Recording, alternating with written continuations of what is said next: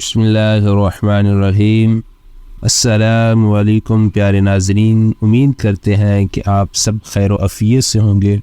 حضرت ابراہیم علیہ السلام کو یہ حکم ہوا کہ آپ نمرود کے پاس جائیں اور اس کو اور اس کے تمام لشکر کو اسلام کی دعوت دیں۔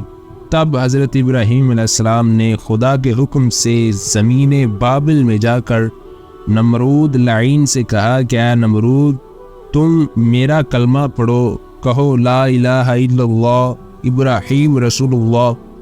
تو نمرود نے کہا اے ابراہیم، تیرے خدا سے مجھے کچھ حاجت نہیں، اور تو یہ بھی دیکھنا کہ آسمان کی ملکیت بھی تیرے خدا سے نعوذ باللہ میں چھین لوں گا۔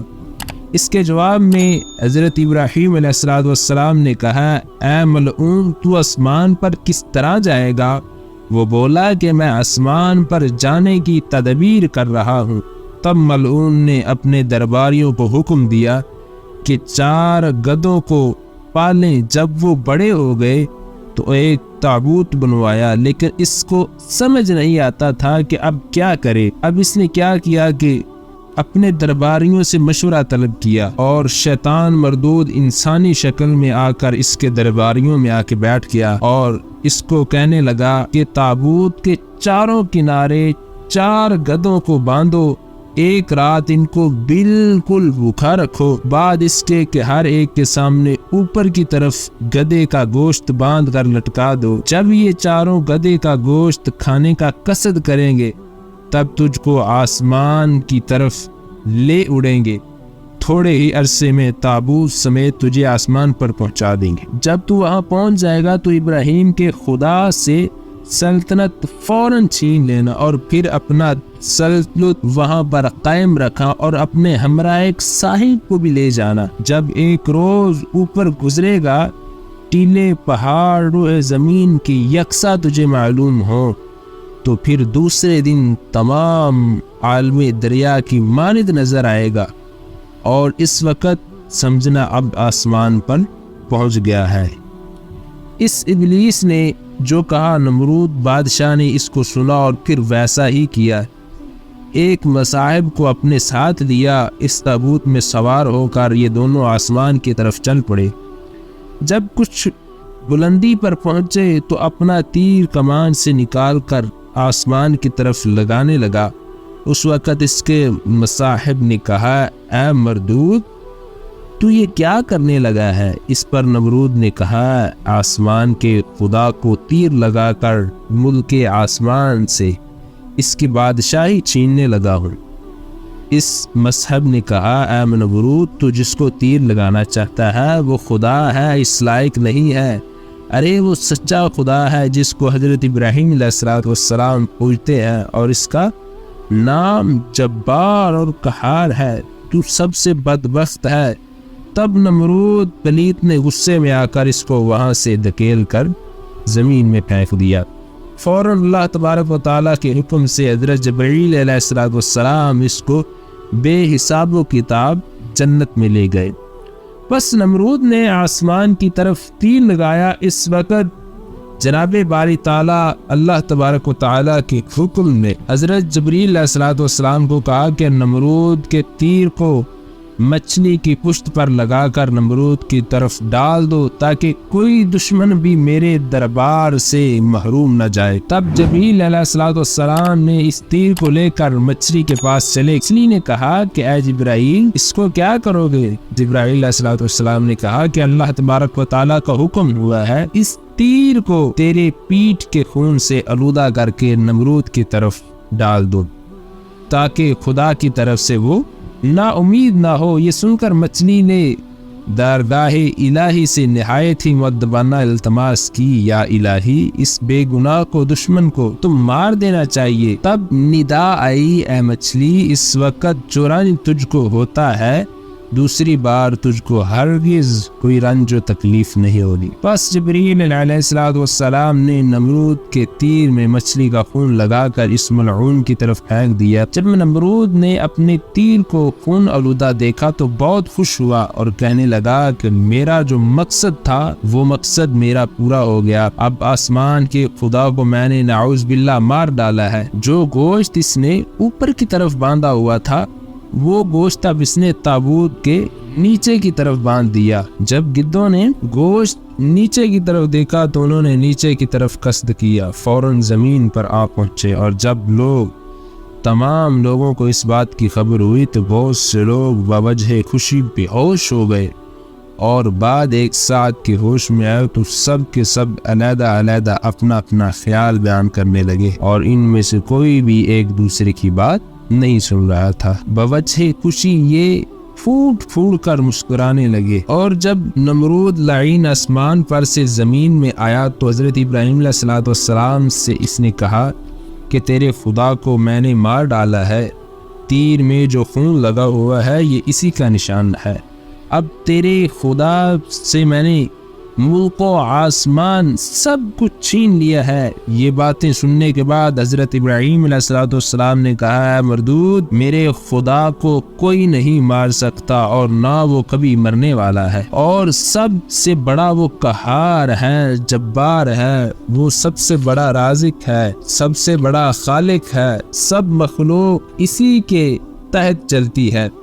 جب ابراہیم علیہ السلام نے نمرود کو یہ سب کچھ کہا تو نمرود کہنے لگا کہ اے ابراہیم تو بتا کہ تیرے رب کا لشکر کتنا ہوگا؟ میں تیرے خدا کو آسمان پر تو نعوذ باللہ مار چکا ہوں، میں یہ چاہتا ہوں کہ اس کے لشکر کو بھی مار ڈالوں۔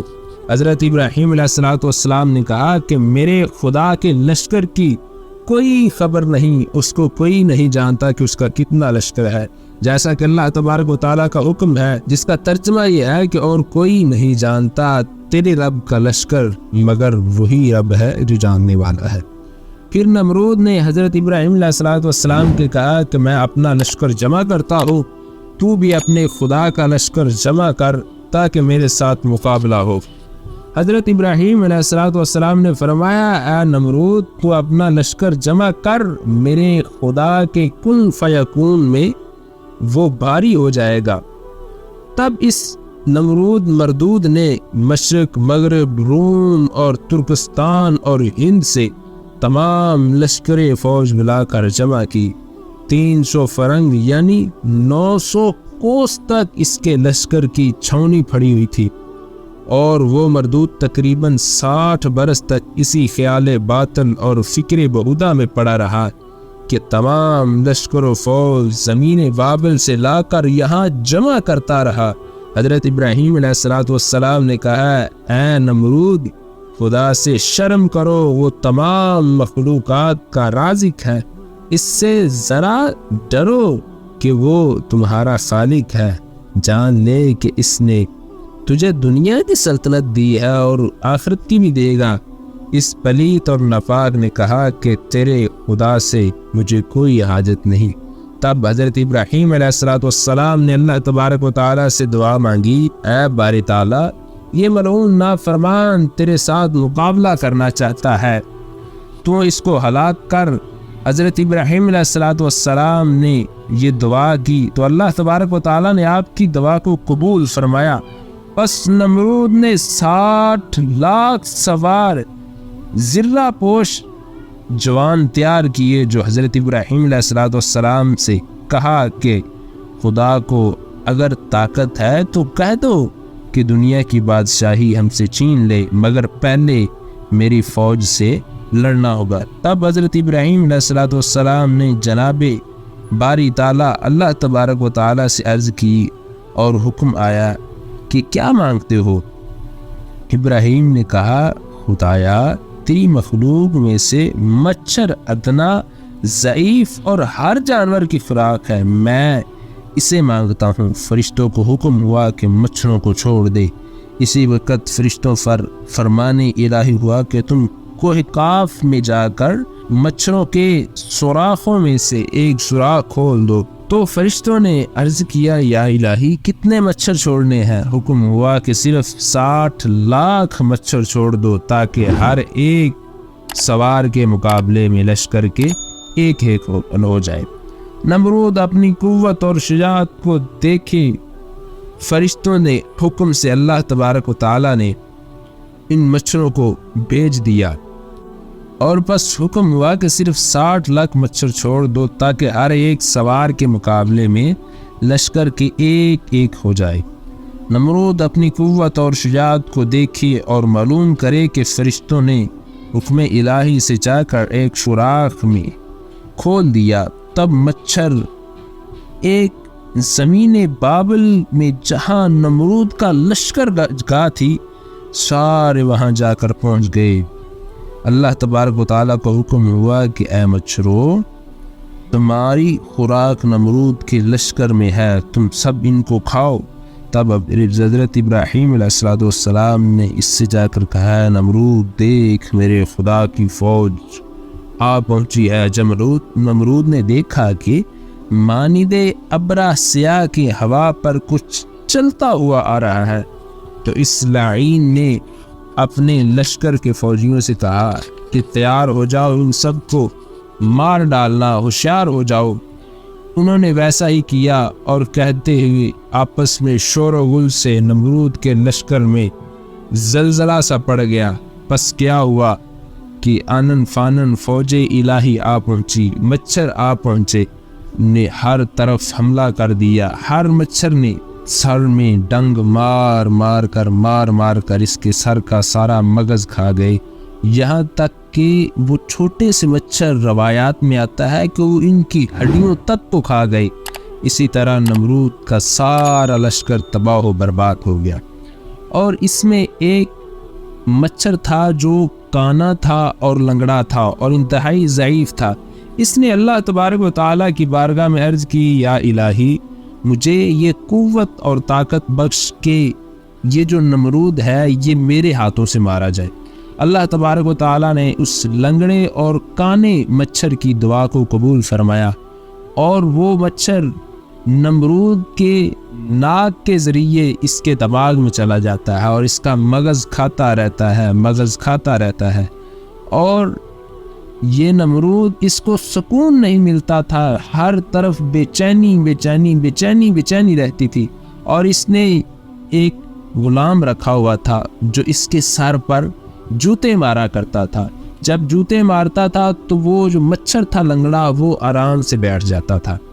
جب اس کو جوتے مارے جاتے تھے پھر یہ سو جاتا تھا، نمرود اسی حالت میں کھانا کھاتا، وگرنہ جب جوتے نہیں مارتے تھے تو یہ سکون سے نہیں بیٹھتا تھا۔ اب جو مچھر تھا وہ اس کے مغز کو کھا کے موٹا ہو گیا، اور ایک دن جو اس کے اوپر غلام تھا جو اس کو جوتے مارا کرتا تھا، ایک دن اس نے اتنے زور سے اس کو جوتا مارا کہ اس کا سر پہ اتنا زیادہ لگا جس کی وجہ سے یہ لعین عذاب الہی کا شکار ہو گیا اور یہاں پر مر گیا۔ اور اسی وقت وہ جو اندر مچھر تھا وہ بھی یہاں سے نکل کر بھاگ گیا۔ امید ہے کہ آپ کو ہماری ویڈیو پسند آئی ہوگی۔ مزید اس طرح کی پیاری اسلامک ویڈیو حاصل کرنے کے لیے ہمارے چینل کو سبسکرائب کر لیں، ویڈیو کو لائک اور شیئر کرنا مت بھولیے گا۔ جزاک اللہ خیرہ۔